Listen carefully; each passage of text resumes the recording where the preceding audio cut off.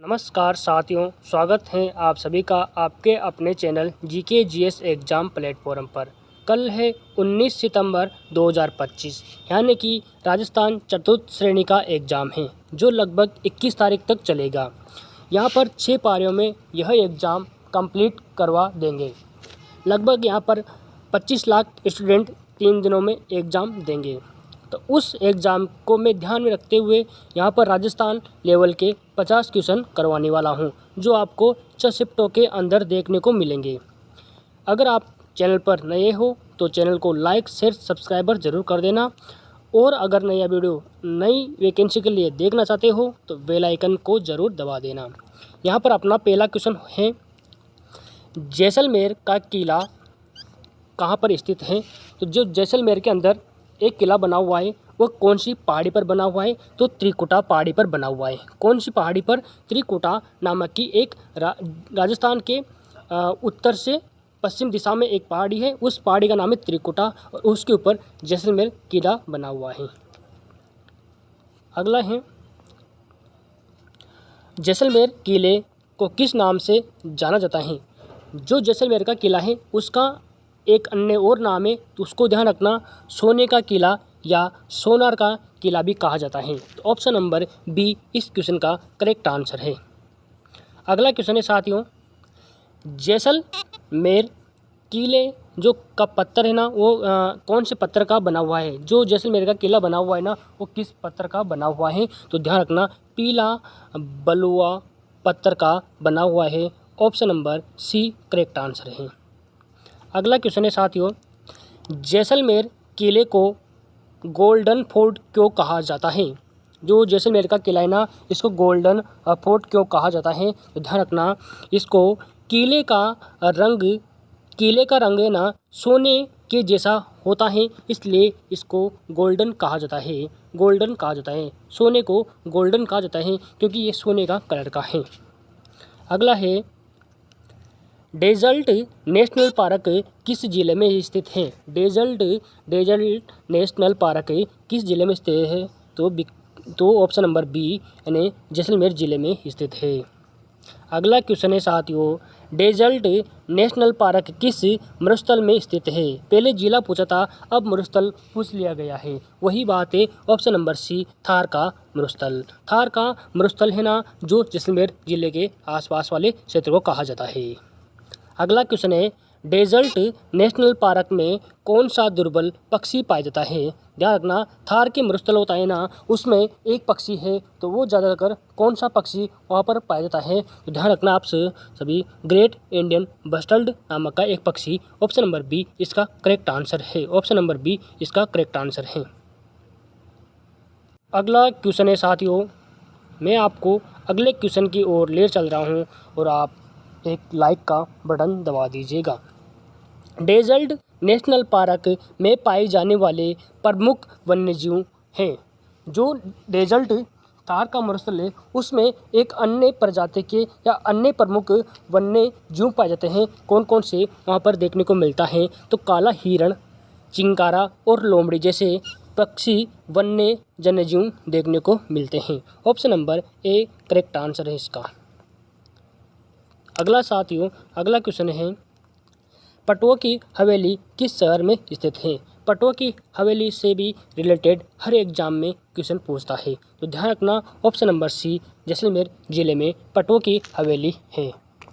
अगला है, पटवा की हवेली किसके द्वारा बनाई गई थी। पटवा की हवेली गुमान चंद पटवा के द्वारा बनाई गई थी। इसके 5 पुत्र थे। 5 पुत्रों के लगभग 50 या 55 वर्ष में इसने इन 5 पटों की हवेली को बनाकर तैयार कर दी थी। एक पुत्र के लिए 1 मंजिला बनाई थी, 5 पुत्रों के लिए 5 मंजिला इसने बनाई थी। किसने बनाई थी? गुमान चंद पटवा। क्या बनाई थी? पटों की हवेली। कहाँ पर है? ये जैसलमेर जिले में स्थित है।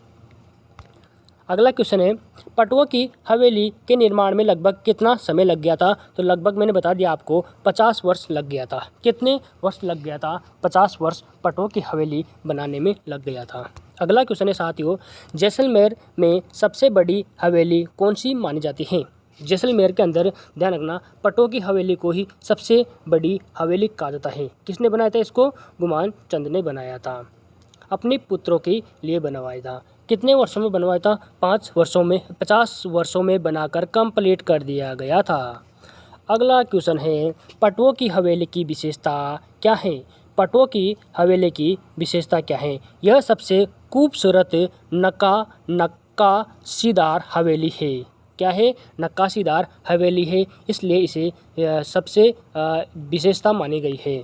अगला क्वेश्चन है, तन्नोट माता मंदिर में विशेष रूप से कौन पूजा करते हैं? जैसलमेर के ज़िले के अंदर एक तन्नोट माता का मंदिर है।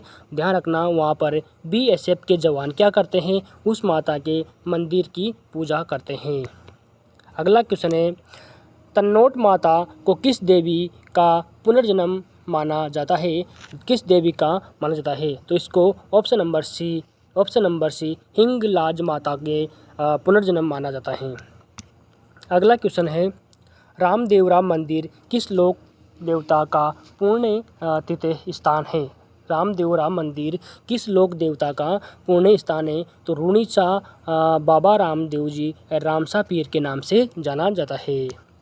अगला क्वेश्चन है, बाबा रामदेव जी की छवि किस रूप में दिखाई देती है? बाबा रामदेव जी की छवि किस रूप में दिखाई देती है? तो option number B correct answer है। घोड़े पर सवार राजा के समान रामदेव जी की छवि दिखाई देती है। अगला क्वेश्चन है, रामदेवरा मेला किस माह में आयोजित होता है? रामदेवरा का मेला है ना, जो किस माह में? तो भाद्रपद माह में देखने को मिलता है। अगला क्वेश्चन है साथियों, अगर आपको ये सेशन अच्छा लग रहा हो तो एक लाइक ज़रूर कर देना, साथ में इस सेशन को भी शेयर ज़रूर कर देना। क्वेश्चन है यहाँ पर क्या कह रहा है कि बड़ा बाग किस ज़िले में स्थित है? बड़ा बाग किस ज़िले में देखने को मिलता है? तो ऑप्शन नंबर बी इसका करेक्ट आंसर है।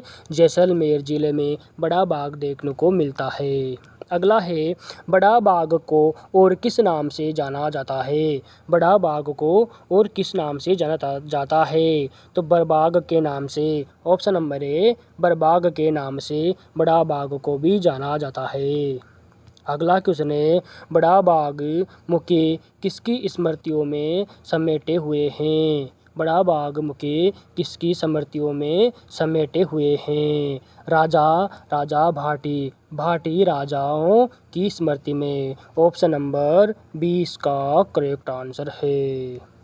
अगला क्वेश्चन देखना, बड़ा बाग में क्या देखने को मिलता है? बड़ा बाग में, जो बड़ा बाग है ना, उसमें शाही छतरियाँ देखने को मिलती है। क्या देखने को मिलता है? शाही छतरियाँ देखने को मिलता है। किसमें? बड़ा बाग में। अगला क्वेश्चन है, बड़ा बाग में बांध किस महाराजा ने बनवाया था? ध्यान रखना, बड़ा बाग में जो बांध बनवाया था ना, उस राजा का क्या नाम था? तो उस राजा का नाम था जय सिंह द्वितीय ने बड़ा बाग में एक बांध बनवाया था। उस बांध को जय सिंह ने बनवाया था। अगला क्वेश्चन है, महाराजा जय सिंह द्वितीय की मृत्यु के बाद उनकी छतरी किसने बनवाई थी? जय सिंह द्वितीय है ना, उसकी मृत्यु हो गई थी। मृत्यु होने के बाद जो उसकी छतरी बनी थी वो किसने बनवाई थी? तो उसका पुत्र था, उस पुत्र का नाम था लूणकरण सिंह। कौन था? उसके पुत्र था लूणकरण सिंह ने जय सिंह द्वितीय की मृत्यु होने के बाद उनकी स्मृति में एक छतरी का निर्माण करवाया था। अगला क्वेश्चन है, जालोर किस नाम से प्रसिद्ध है? जालोर किस नाम से प्रसिद्ध है? तो ध्यान रखना, जालोर में ग्रेनाइट की नगरी कहा जाता है। जालोर को ग्रेनाइट की नगरी कहा जाता है। अगला क्वेश्चन है, जालोर किले का निर्माण कब माना जाता है? जालोर के अंदर जो किला बना हुआ है, उस किले को लगभग 8 से 10वीं शताब्दी में बनाया गया था। ऑप्शन नंबर सी इसका करेक्ट आंसर है। अगला क्वेश्चन है, सुंदा माता का मंदिर कहाँ पर स्थित है? सुंदा माता आपने कहीं बार पढ़ा हुआ है, तो इस सुंदा माता का मंदिर कहाँ पर बना हुआ है? तो सुंदा पर्वत पर, अरावली रेंज पर बना हुआ है। जो अरावली है ना, उस अरावली पर सुंदा नामक पर्वत है, तो उस पर्वत पे सुंदा माता का मंदिर बना हुआ है।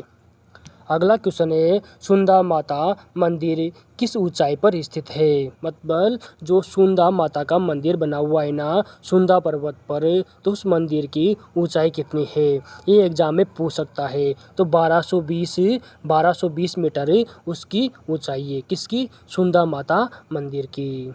अगला क्वेश्चन क्या कह रहा है, सुंदा माता मंदिर किस देवी को समर्पित है। जो सुंदा माता मंदिर किस देवी को समर्पित है, तो उसका चामुंडा देवी को समर्पित है।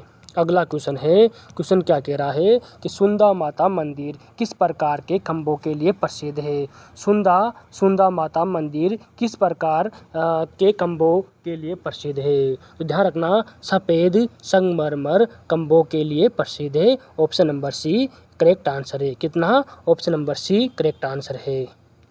अगला क्वेश्चन क्या कह रहा है, मलिक शाह की मस्जिद कहाँ पर स्थित है। मलिक शाह की मस्जिद कहाँ पर स्थित है। तो मलिक साहब की मस्जिद है ना, जो जालोर ज़िला उसमें देखने को मिलती है। किस में मिलती है, जालोर ज़िले में देखने को मिलती है।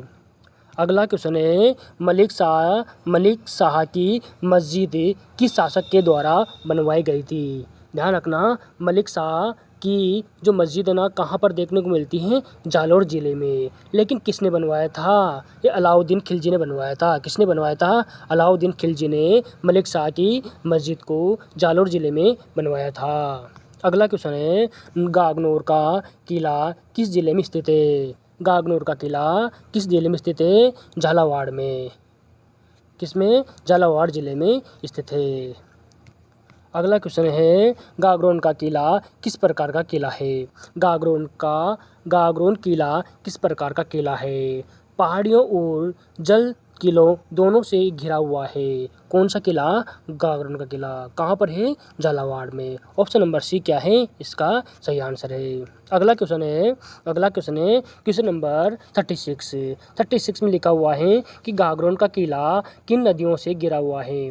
गागरोन का किला है ना झालावाड़ में स्थित है। कहाँ पर है, झालावाड़ में स्थित है। झालावाड़ में स्थित है तो यह कौन सी नदियों से घिरा हुआ है। मतलब इसके आसपास ही कोई दो ऐसी नदियां हैं जिनका आपको नाम बताना है। तो मैं आपको बता दूं, आहू और काली सिंध है ना, जो दो नदियां हैं ना, उससे गागरोन का किला घिरा हुआ है। तो ऑप्शन नंबर ए इसका करेक्ट आंसर है। अगला क्वेश्चन है गागरोन किले का निर्माण किसने करवाया था। गागरोन किले का निर्माण किसने करवाया था। तो बिजल देव ने करवाया था। किसने करवाया था, बिजल देव ने करवाया था। किसका करवाया था, क्या करवाया था, गागरोन किले का निर्माण करवाया था। कहाँ पर है, झालावाड़ जिले में स्थित है।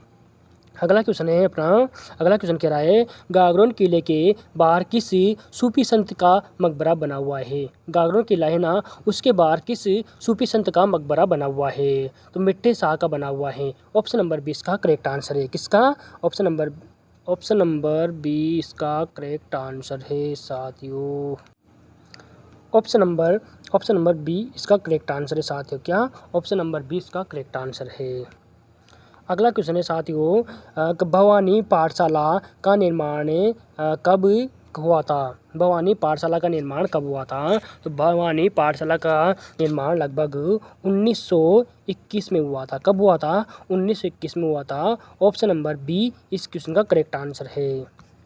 अगला क्वेश्चन है झालरा पाटन किस नाम से जाना जाता है। झालरा पाटन को किस नाम से जाना जाता है। ध्यान रखना, झालरा पाटन को सिटी ऑफ वेल्स या घंटियों का शहर भी कहा जाता है। झालरा पाटन को, ये झालावाड़ में आता है। अगला है झालावाड़ में सबसे प्रसिद्ध बौद्ध गुफा कहाँ पर स्थित है।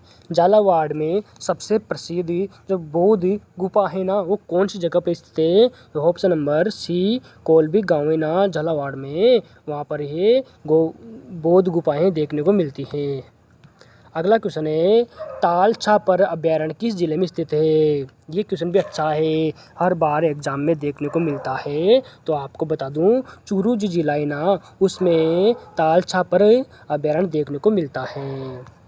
अगला क्वेश्चन है ताल छापर अभ्यारण्य किसके लिए प्रसिद्ध है। बहुत ही सिंपल क्वेश्चन है, और इसका आंसर है काला हिरण। क्या है, काला हिरण के लिए ताल छापर जो चूरू में है, ये काला हिरण के लिए प्रसिद्ध है। अगला क्वेश्चन है साथियों, क्वेश्चन 45 पे कह रहा है मांडवा प्राचीन समय किसके लिए प्रसिद्ध था। जो मांडवा प्राचीन समय किसके लिए प्रसिद्ध था, ध्यान रखना ये किसके लिए प्रसिद्ध था। मैं आपको बता दूं, ये व्यापारी मार्ग का मुख्य केंद्र रहा था। मांडवा जो प्राचीन था ना, जो व्यापार करते थे ना, तो उनका मुख्य केंद्र रहा था। अगला है और लास्ट क्वेश्चन है अपना, खेतड़ी महल कहाँ पर स्थित है। खेतड़ी महल कहाँ पर स्थित है, तो झुंझुनू जिले में देखने को मिलता है। कहाँ पर मिलता है, झुंझुनू जिले पर देखने को मिलता है। अगला क्वेश्चन है, अभी और क्वेश्चन है अपने यहाँ पर 50 करवाना है, सॉरी। अगला क्वेश्चन है, खेतड़ी महल को किस और नाम से जाना जाता है। खेतड़ी का जो महल है ना, उस महल को झुंझुनू का हवा महल भी कहा जाता है। झुंझुनू का क्या कहा जाता है, हवा महल भी कहा जाता है। अगला क्वेश्चन है साथियों, श्रद्धानाथ जी का आश्रम किस समुदाय का प्रमुख केंद्र रहा है। श्रद्धानाथ जी का जो आश्रम है ना, वह किस संप्रदाय का प्रमुख केंद्र रहा है, तो नाथ संप्रदाय का क्या रहा है, प्रमुख केंद्र रहा है। ऑप्शन नंबर 20 का करेक्ट आंसर है। अगला क्वेश्चन है, हजरत कमरुद्दीन शाह की दरगाह कहाँ पर स्थित है। हजरत कमरुद्दीन साहब की दरगाह ना जो कहाँ पर स्थित है, Khetri Jhunjhunu. Option number B इसका करेक्ट आंसर है। अगला क्वेश्चन है साथियों, कमरुद्दीन शाह की दरगाह किस महल के पश्चिम में स्थित है। कमरुद्दीन शाह की दरगाह है ना, जो किस महल के पश्चिम में स्थित है, साथियों खेतड़ी महल के पश्चिम में स्थित है। Option number B correct answer है। अगला क्वेश्चन होने वाला है, फतेहपुर शहर किसने स्थापित किया था। फतेहपुर जो शहर है ना, ये किसने स्थापित किया था साथियों, तो ऑप्शन नंबर सी इसका करेक्ट आंसर है। काई मक्खानी नवाब फतेह मोहम्मद साहब ने इसको क्या किया था, इसकी स्थापना की थी। तो ये सेशन आपको अच्छा लगा हो तो लाइक शेयर सब्सक्राइबर ज़रूर कर देना। कल अच्छे से एग्ज़ाम दे के आना। मिलते हैं अगला और वीडियो में। Thank you so much.